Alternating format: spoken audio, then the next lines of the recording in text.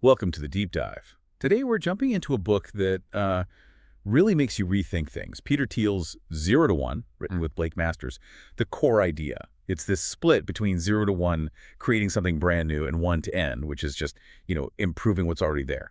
Exactly. And our goal here is to really get into Thiel's thinking on, well, entrepreneurship, tech, the future. It's quite provocative. It's not your standard business book.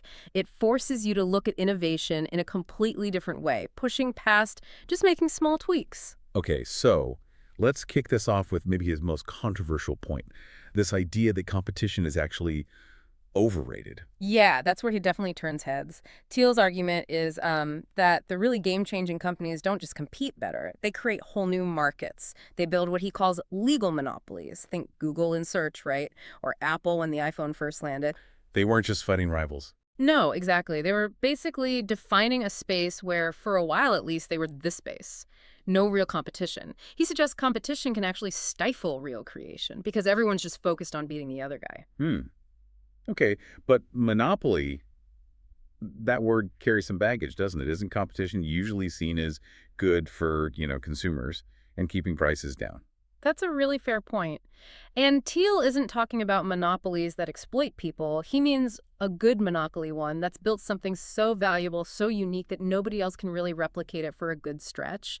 And this drive to build something truly new that connects directly to his idea of definite optimism. Definitely optimism. Right, the belief that the future isn't just random. It's something you can and should actively plan and build. It requires a clear vision, a strategy, not just hoping things work out or making tiny improvements. Okay, so if you're building this planned future, how do you find those 0 to 1 ideas, the things no one else is doing? That sounds like his concept of secrets. Precisely. Thiel believes great startups are often founded on these secrets.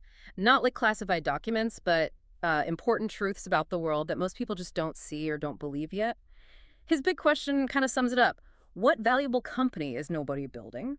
It's a challenge to find those overlooked contrarian truths. That's a powerful lens. So how does this apply when you're looking at investments, finding these kinds of opportunities? Well, that's where the power law comes into venture capital.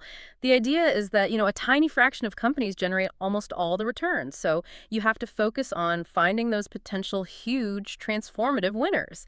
Not just okay ideas, forget spreading bets thin. Right, go big or go home, essentially. Basically, yes. And if you're aiming for that massive potential, who is leading the charge becomes incredibly important. Thiel really hammers this.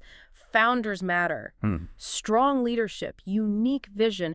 Founders who are maybe even a bit eccentric, they're crucial for navigating the crazy path of building something totally new.